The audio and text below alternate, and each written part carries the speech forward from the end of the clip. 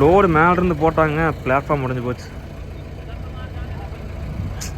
Tyre check பண்ணான்னு பார்க்கும்போது ஒரு ஆணி ஒன்று ஏறி இருக்குது. பிடிங்கி பார்ப்பேங்க பஞ்சரா இல்லையா அப்படின்ட்டு. ஃப்ரெண்ட்ஸ் எல்லாம் எப்படி இருக்கீங்க?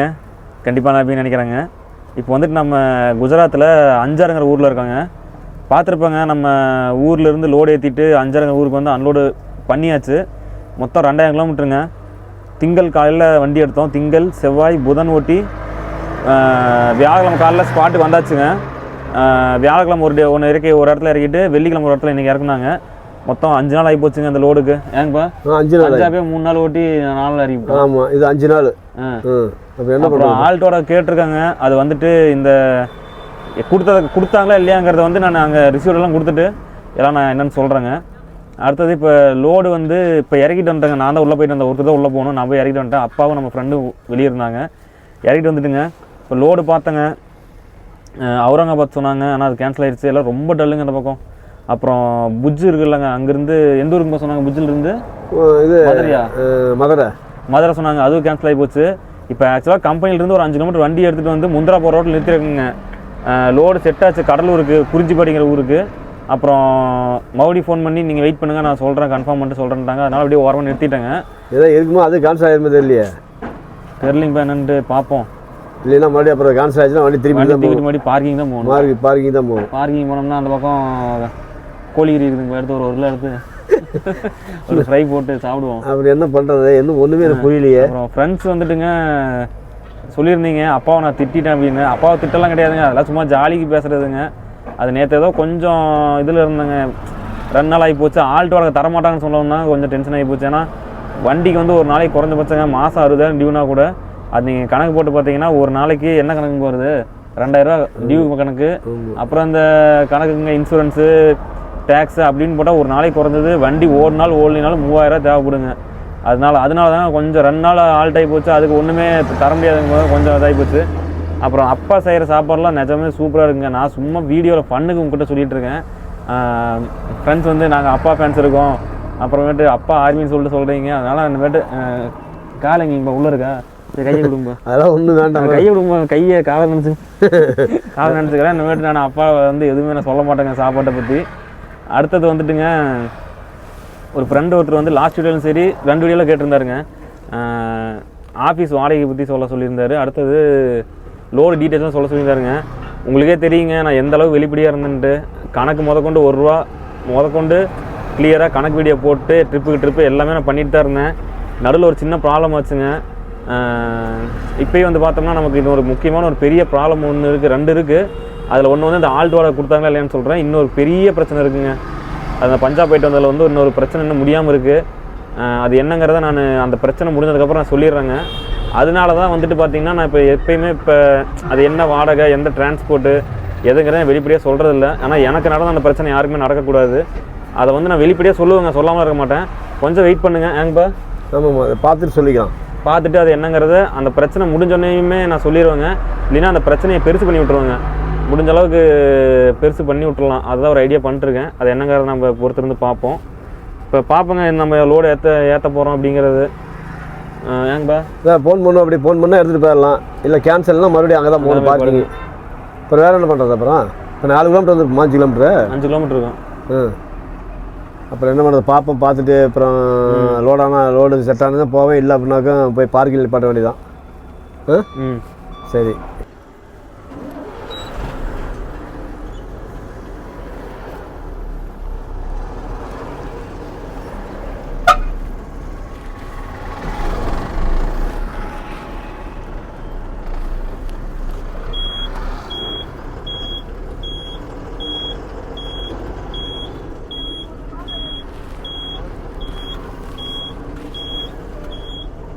மண்ரோடா?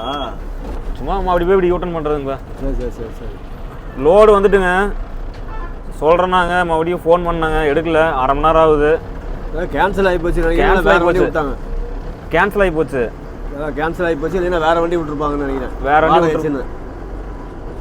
அட்லீஸ்ட் ஃபோனாச்சும் எடுத்து பேசுனுங்கப்பா, அதுவும் சொல்ல மாட்டேங்கிறாங்க. அதான் நடந்துருக்குது. அதனால் மறுபடியும் நம்ம பார்க்கிங் இங்கேருந்து ஒரு 5 கிலோமீட்டர் வந்திருக்காங்க. பார்க்கிங்லேயும் போய் நிறுத்திக்கலாம். லோடு இங்கே ரொம்ப டல்லுங்க. கம்முன்னு இந்த மாதிரி டைமில் வரவே கூடாதுங்க. கம்முன்னு லோக்கல் ஓட்டிகிட்டு போயிடணும். புலம்புறன்ட்டுலாம் கிடையாதுங்க, நிதர்சனமான உண்மை இதுதான். இப்போ தீபாவளி முடிஞ்சாவே லோடு நார்த்தில் மோஸ்ட்லி இந்த குஜராத் பக்கம் கொஞ்சம் டல்லாக தாங்க இருக்கும். இப்போ கர்நாடகா, அவுரங்காபாத் இங்கேருந்து இப்போ வெங்காயம் கூட நாசிக்லேருந்து நல்ல வாடகைக்கு போகுதுனாங்க. நம்ம பேட்லுக்கு இங்கே வந்து மாட்டிக்கிட்டோம்.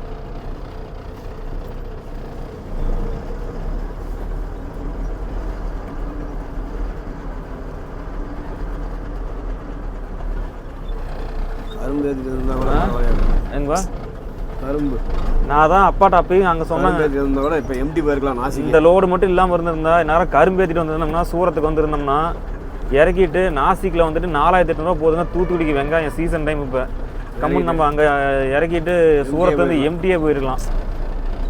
புலம்பி ஃப்ரெண்ட்ஸ் சொல்கிற மாதிரி புலம்பு வேணாங்க, புலம்பி ஒன்றும் ஆக போகிறதில்ல.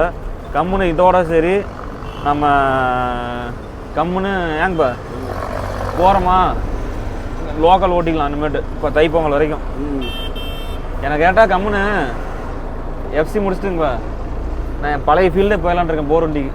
சரி போடு. எங்கள் போர் வண்டிக்கா?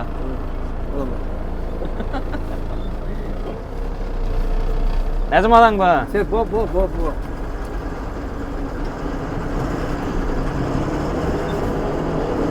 கம்முன்னு பெங்களூர் போயிடலான் இருக்கேன் போர் வண்டிக்கு. சரி விடு விடு போடு. அது ஜாலியாக இருக்குது அந்த வாழ்க்கை. ரைட்டு. இங்கே வந்தால் எனக்கு ஃபுல்லாக டென்ஷனாக தான் இருக்குது. சரி பரவாயில்ல, அதையே செய், அந்த வேலையை செய். கம்முன்னு அதிலே இருந்திருப்பேன். ஏன்னா வழுக்க டைமாக லாரி கூப்பிட்டு வந்துங்க. நான் தான் உன்னை கூட்டிட்டு வந்தேனா? ஆமாங்கப்பா, கொரோனா டைமில் ஒரு டைம் நீ வந்துட்டு மறுபடியும் போவாங்கிறதுக்கு நான் என்ன பண்ணிட்டேன்? நீங்கள் தான் இப்போ போன்னு சொல்லியிருக்கணுங்கப்பா. நாங்கள் போன்னு சொன்னேன். நீ போயிட்டு அதான் இதெல்லாம் லாரியெல்லாம் ஓட்டி இந்த மாதிரிலாம் ஒன்றும் பண்ண முடியாதுங்கப்பா. கம்முன்னு போர் வண்டிக்கு போயிடலான்றேங்க. சரி போ போ. போனேன்னா நான் பாட்டு பெங்களூரில் எனக்கு பிடிச்சதை சாப்பிட்டுக்கிட்டு ஜாலியாக அங்கே போர் ஓட்டிக்கிட்டு சுற்றிக்கிட்டு அது ஒரு வாழ்க்கை. பெங்களூர் வாழ்க்கை. கேட்டால் யார் கேட்டாலும் பையன் எங்கே இருக்குன்னு கேட்டால் பையன் பெங்களூரில் வேலையில் இருக்கான்றாங்க. சரி பையன் பெங்களூரில் வேலையில் இருக்காங்க. சிங்கப்பூரோட பெங்களூர் தாங்க மவுசு. பையன் பெங்களூரில் வேலையில் இருக்கான், அவ்வளோதான். என்ன வேலைன்னு கேட்பாங்க, தெரியலிங்க வேலையில் இருக்கான், அவ்வளோதான். பெங்களூர் ஆனால் பெங்களூரில் இருக்கான். அவ்வளோதாங்கப்பா, சிம்பிள். அவ்வளோ முடிச்சிருங்க.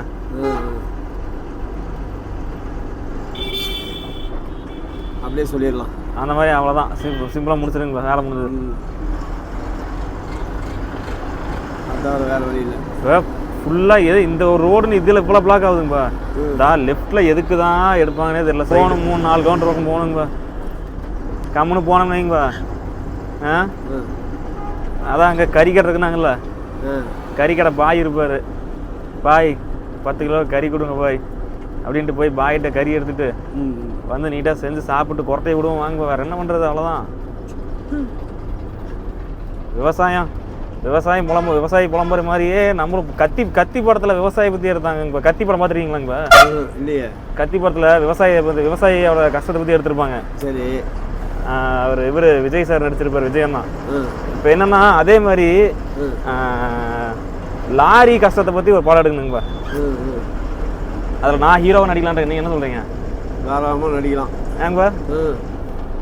இல்லைன்னா இப்படி பண்ணலாமாங்கப்பா? எப்படி? என்கிட்ட 2 கதை இருக்கு.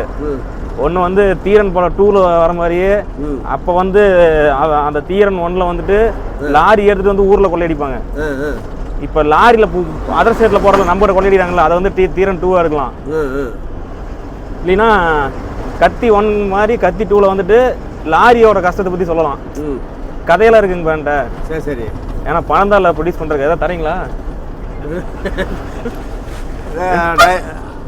டைரக்டர் இருக்காங்களே, மேடத்துக்கிட்ட கேட்போம். எந்த மேடம்? ஏதாவது உங்களுக்கு ஃபோன் பண்ணுவாங்களே. எனக்கு எந்த மேடம் ஃபோன் பண்ணுவாங்க? ஏங்க நீங்கள் வேறு அவங்கள கேட்பான், கதை எங்கிட்ட இருக்குதுங்க, படம் எடுங்க அப்படின்னு சொல்லுது. அவங்களே கேட்போம்.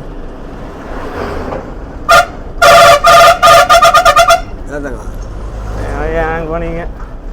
அதெல்லாம் படமாக எடுத்தாலும் பார்க்க மாட்டாங்க. லாரிக்காரன் கஷ்டத்தை சொன்னால் யாருமே கேட்கவும் மாட்டாங்க. படமாக எடுத்தாலும் பார்க்க மாட்டாங்க. அப்படிதான் இருக்கு பொழப்பு. ஆமாம் ஆமாம், அப்படியே தான் இருக்குது பொழப்பு.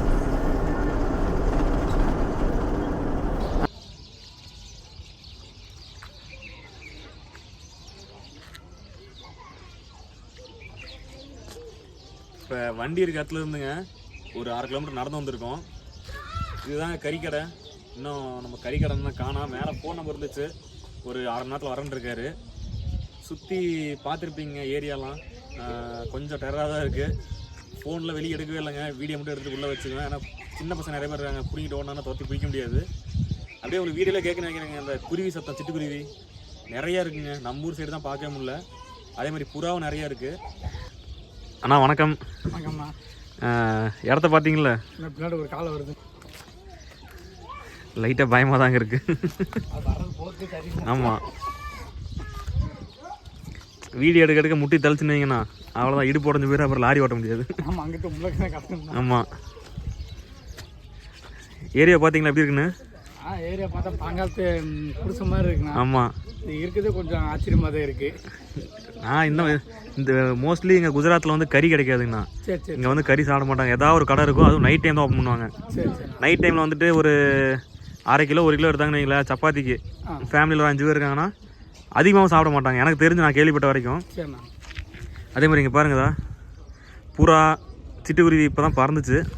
இந்த மாதிரி புறாலாம் நம்ம ஊரில் இருந்துச்சுன்னா என்ன செய்வோம்னா, நம்ம ஊரில் சுற்றுவோம், சுற்றி நேரத்தில் வறுத்துருவோம். இங்கே காலைக்கிலையும் இதுக்குலையும். ஆமாம், அதான் அங்கே பாருங்க எத்தனை புறா.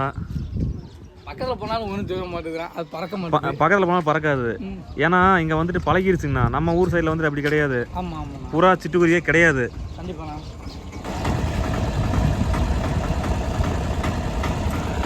இங்கே வந்துட்டுங்கண்ணா புறா இருக்குல்ல, புறாவை வந்து நம்ம சுட்டுட்டோம்னா போலீஸ் கேஸு. அதே மாதிரி புறாவுக்கு நம்ம அடித்ததுக்கு இது பார்த்துட்டாங்கன்னு வைங்க, இங்கே இருக்க மக்களே நம்மளை அடிப்பாங்க. அந்த அளவுக்கு புறாவை வந்து இங்கே சாமியாக கும்பிட்றாங்க. பார்த்துருப்பீங்க, எல்லா பக்கம் இற போட்டுருப்பாங்க. ஆமாம். வாங்க, கறிக்கடை பாய் வந்துட்டாரு, கறி எடுத்துகிட்டு போகலாம். இங்கே வந்துட்டு பாருங்கள், கோழிக்கு கூண்டெல்லாம் கிடையாது, அப்படியே ஓப்பனில் தான் இருக்குது. ஆட்டோவில் தான் கொண்டு வந்தாங்க.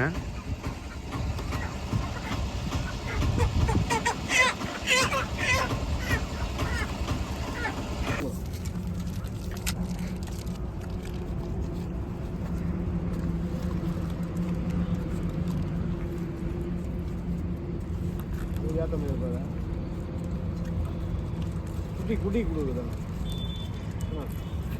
நீங்கள் 2 கொடுங்கப்பா. குட்டிக்கே கொடுக்காதா? நான் குட்டிங்க 4 நாய் சேர்ந்து போட்டுருக்கோம்.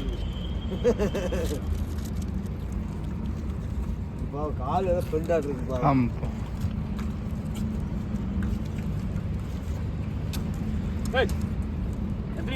பார்த்துருப்பீங்க, கிட்டத்தட்ட ஒரு 3 நாய்ங்க, ஒரு 10 குட்டி பக்கம் இருந்துச்சு. அப்புறம் சரிட்டு பிஸ்கட் வாங்கிட்டு வந்து போட்டு லோடுக்கு வந்திருக்காங்க. எங்கேன்னா எங்கே ஏற்றுறதுங்க? இப்போ காந்தி, இங்கே காந்தி தம்பிலேவா? இங்கேயே ஏற்றுறது தான், எடை போட்டு சும்மா 2 கிலோமீட்டரில் ஏற்றிட்டு. என்ன லோடுங்கப்பா சொன்னீங்க?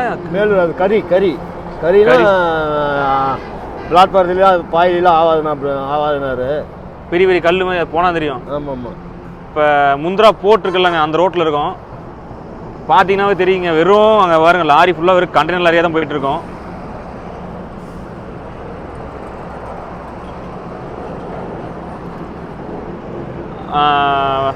பார்ப்போங்க, ஏற்றிட்டு எந்த ஊர்?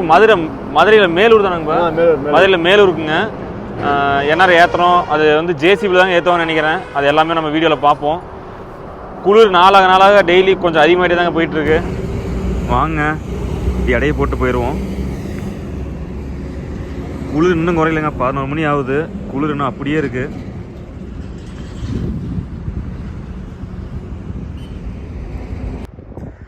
லோடு ஏற்ற வந்தாச்சுங்க. இதுதாங்க ஏற்ற போகிறோம் கல். எத்தனை? 25 டன்னாங்கப்பா. ஏற்றிட்டு எச்ஆர் தான் மறுபடியும் வந்து இறக்கிட்டு போயிடலாம். 10 வந்து போடணும். 10 வந்து போட்டுக்கலாம்.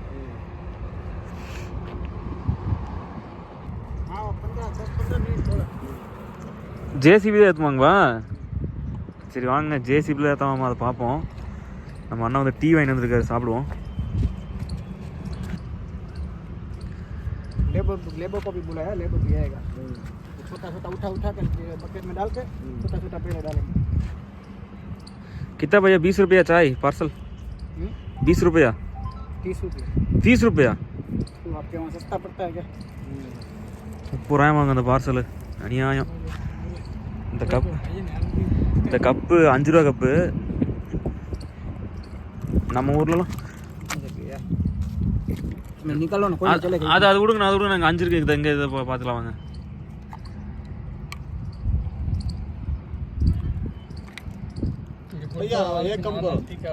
एक நான் குடிச்சுக்கிறேங்கப்பா. इसमें डालो भैया 4 है ना. நான் குடிச்சுக்கிறேன்ப்பா, நீங்கள் குடிக்க மாட்டீங்களா? நான் குடிச்சுக்கிறேன். ஜேசிபி வந்துருச்சுங்க, பார்ப்போம் எப்படி லோடு ஏற்றுறாங்க அப்படின்ட்டு. நமக்கு இதான் ஃபஸ்ட்டுங்க, இந்த லோடு ஏற்றுறது தான் ஃபஸ்ட்டு. ஜேசிபியில் லோடு ஏற்றுறது தான் ஃபஸ்ட்டு இந்த சின்ன சின்ன கல் ஏற்றுவாங்க, அதுக்கப்புறம் தான் அந்த பெரிய கல் ஏற்றுவாங்க. இல்லைனா பிளாட்ஃபார்ம் உடஞ்சி போயிருமாம்மா.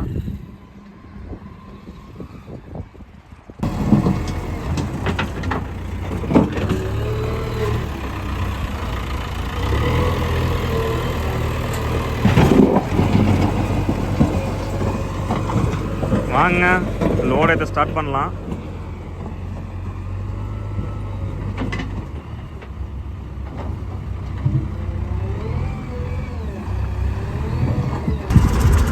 வண்டி வந்துட்டு ரிவேர்ஸ் விட்டுறலாங்க. நமக்கு வேறங்க என்னன்னு தெரில, இந்த பஞ்சாப் ட்ரிப்பும் இந்த ட்ரிப்பும் ப்ராப்ளம் மேலே ப்ராப்ளம்ங்க. நான் எதையுமே உங்களுக்கு வந்துட்டு இந்த ட்ரிப்பு முடிஞ்சு மறுபடியும் நெக்ஸ்ட் ட்ரிப்பு நான் கிளம்ப வரலங்க ஊருக்கு. அப்போ தாங்க அந்த என்ன பிரச்சனைங்கிறத நான் ஃபுல்லாக டீட்டெயிலாக சொல்லுவேன். அது வரைக்கும் ஸ்டே டியூன்டுங்க.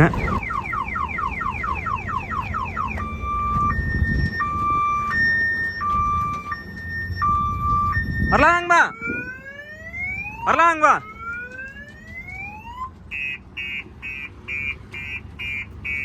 ஆல்டன் போதும், கல் இருக்குதுங்கப்பா.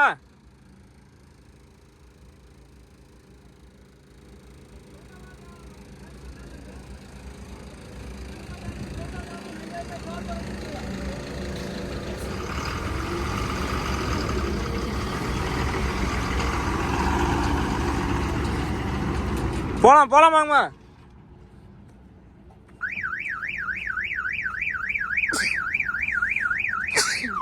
வரலாங்கப்பா. ஸ்டடி. லோடு மேல இருந்து போட்டாங்க, பிளாட்ஃபார்ம் உடஞ்சு போச்சு.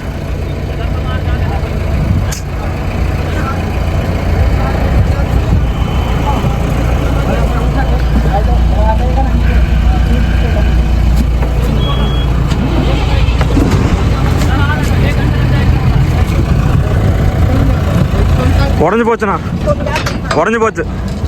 4 அடி பக்கம் உடஞ்சி போச்சுங்க.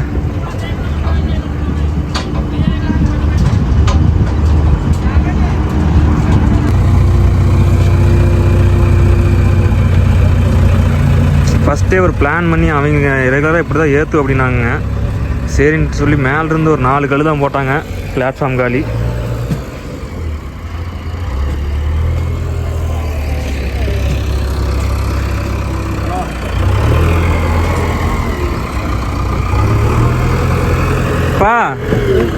இப்போ இதை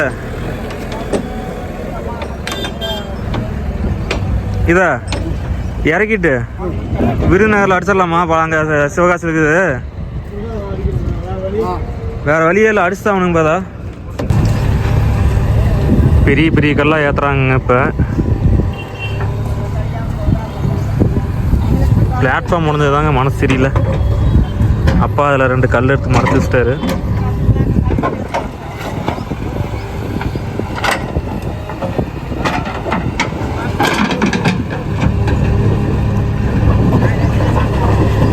வெயிட்டு ஃபுல் வெயிட்டுங்க, நான் எல்லாமே கல்லெல்லாம்.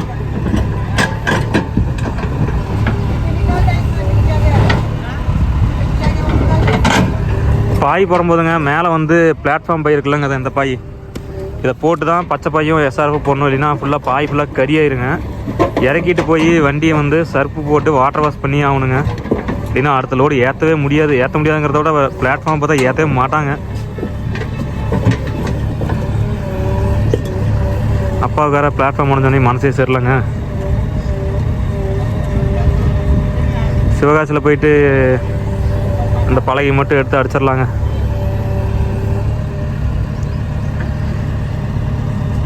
இதெல்லாம் நார்மல் தாங்க ஆகிறது. என்ன அப்படி பிளாட்ஃபார்ம் உடையும் போது அதை வந்துட்டு லோடு ஏற்றுறோம் பார்த்தீங்களா, அவங்க இன்சார்ஜாக இருந்தால் பரவாயில்ல, லாரிக்காரங்க இன்சார்ஜுன்றாங்க.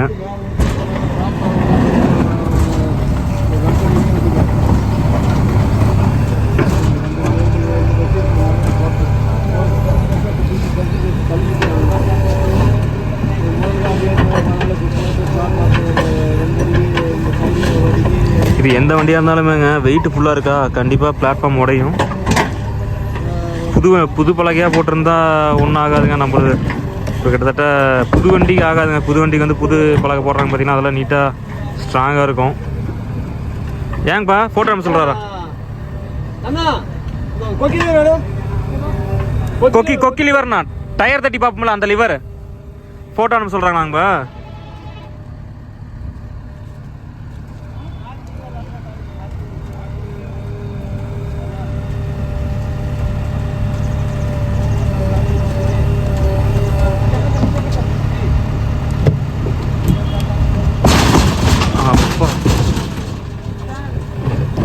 வண்டியே ஒரு ஆட்டிருச்சுங்க.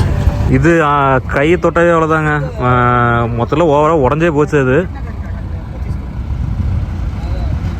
மதுரையிலிருந்து பார்ட்டிக்காரனை ஃபோன் பண்ணாருங்க. எனக்கு தெரிஞ்சு பார்ப்பேங்க, அவருக்கு இதுக்கு கொஞ்சம் பார்த்து அமௌண்ட்டு தருவாருன்னு நினைக்கிறேன். பார்ப்போம்.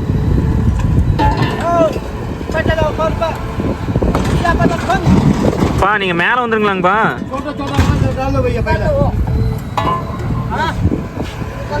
பா இங்கே வந்துருங்கப்பா மேலே.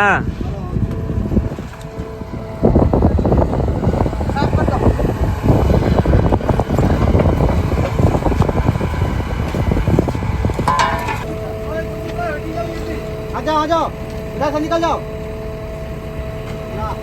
रुक जाना, कुछ नहीं है, मिट्टी लगा है सर उसमें। मैंने आपको डाल पट्टा दिखा ना, ये खोलो मेरा। धीरे धीरे जाने दो, धीरे धीरे वहाँ पे जाने दो, वो जगह है यहाँ पे जाने दो। सीधा जाने दो। हेलो, पटवा वजह लगा देना। वो पट्टा नहीं है, वो मिट्टी लगा है ऊपर, इसलिए ऐसा दिख रहा है आपको। पटवा लगाओ यार, पटवा लगाओ ना। हाँ रुक जाना।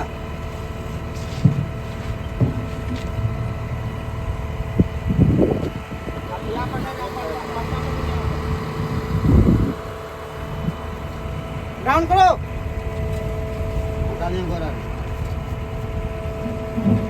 आउट गोरा डाउन।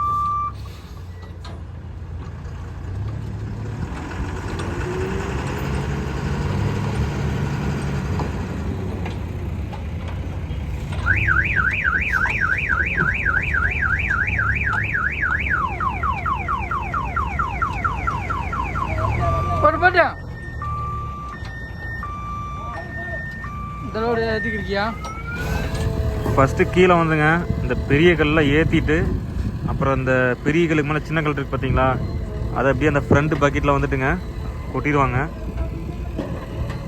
இப்படி ஒரு மினிமம் இப்போயே ஒரு 1.5 மணி நேரம் ஆயிருக்குங்க லோடு ஏற்ற.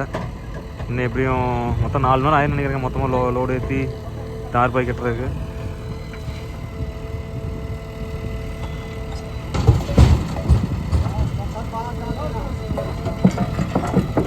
போட்டுட்டுங்க மறுபடியும் அந்த பெரிய கல்லெல்லாம் ரோப்பில் கட்டி தான் அப்படியே இழுத்து ஃப்ரண்ட்டில் கொண்டாந்து வைக்கிறாங்க. இந்த மாதிரி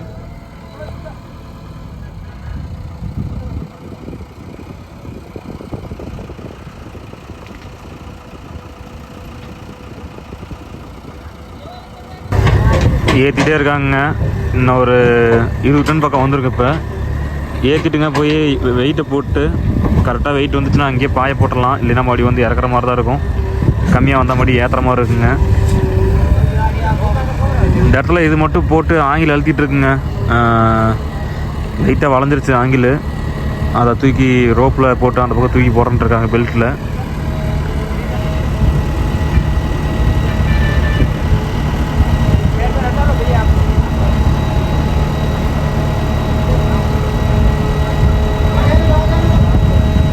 மேலே போடுறாங்க, வலிக்கிட்டு லைட்டு கீழே விழுந்துருச்சு தான்.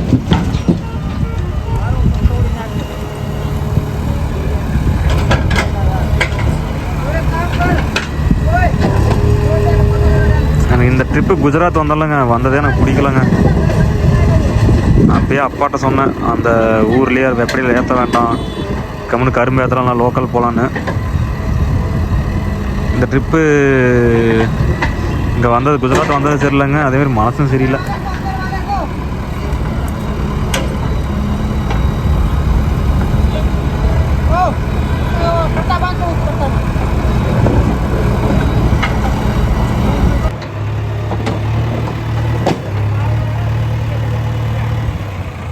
இந்த லோடு வந்துட்டுங்க, அப்பா இல்லாமல் நான் மட்டும் ஏற்றிருந்தேன்னா கொஞ்சம் எப்படி சொல்கிறதுங்க, கண்டபடி ஏற்றிருப்பேன். ஏன்னா இப்போ அப்பா இருக்கனால கரெக்டாக கைட் பண்ணுறாருங்க. வெயிட் வந்து பேக்கில் தூக்கி போட சொல்லி பெரிய கல்ல.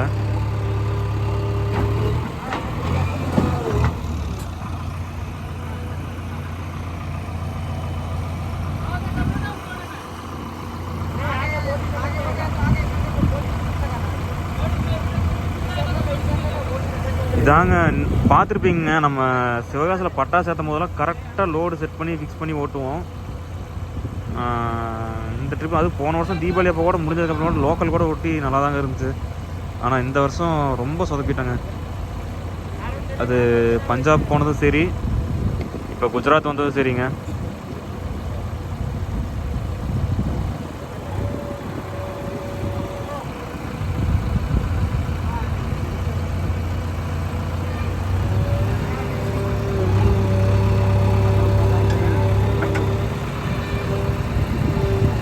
இனி அடுத்த லோடில் இருந்துங்க கரெக்டாக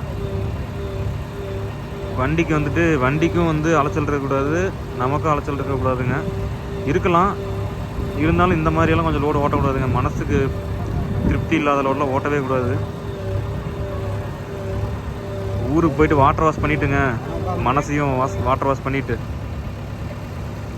நான் பாருங்க ஏதோ புலம்பிகிட்டு இருக்கேன். அந்த மாதிரி ஒரு இது இருக்குங்க, நான் உங்ககிட்ட கண்டிப்பாக ஷேர் பண்ணுவேன். அது எப்போனா ஊருக்கு போயிட்டு தாங்க, போய் அன்லோட் பண்ண போகிறோம் பார்த்தீங்களா, ஊருக்கு போயிட்டு நான் சொல்லுவேன். அதை சொன்னால் நீங்களே கொஞ்சம் ஃபீல் பண்ணுவீங்க.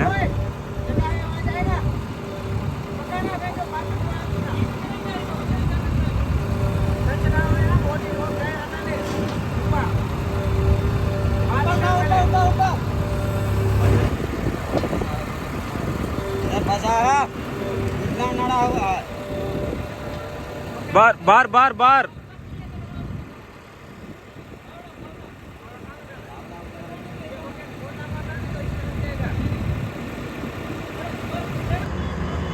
லோடு ஏற்றிட்டுங்க 22 டன் வந்துச்சு. போய் எடை போட்டோம், மறுபடியும் 3 டன் ஏற்றுனுட்டாங்க. மறுபடியும் 3 பக்கெட்டு ஜேசிபியில் ஏற்றிட்டு போய் எடை போட்டால் 24 வந்துச்சுங்க. மறுபடியும் இன்னொரு டன் ஏற்றலாம் வரும்போது பார்த்தா ஜேசிபி காரில் வீட்டுக்கு போயிட்டாராமா. அதனால் வேறு வழி இல்லைங்க, இன்றைக்கி ஆல்ட்டு ஏற்றிட்டு பில் வாங்கிட்டு கிளம்பியிருக்கலாம். அப்புறம் நிறுத்திட்டுங்க, அப்பா போய் சாப்பாடு செய்யல, கடையில் சாப்பிட்லான்னு பார்த்தோம். அப்புறம் சாப்பாடு வாங்க போகிறாருங்க அப்பா. பார்ப்போங்க மறுபடியும் அடுத்த வீடியோவில் ஏற்றிட்டு இங்கேருந்து கிளம்புறது எல்லாமே.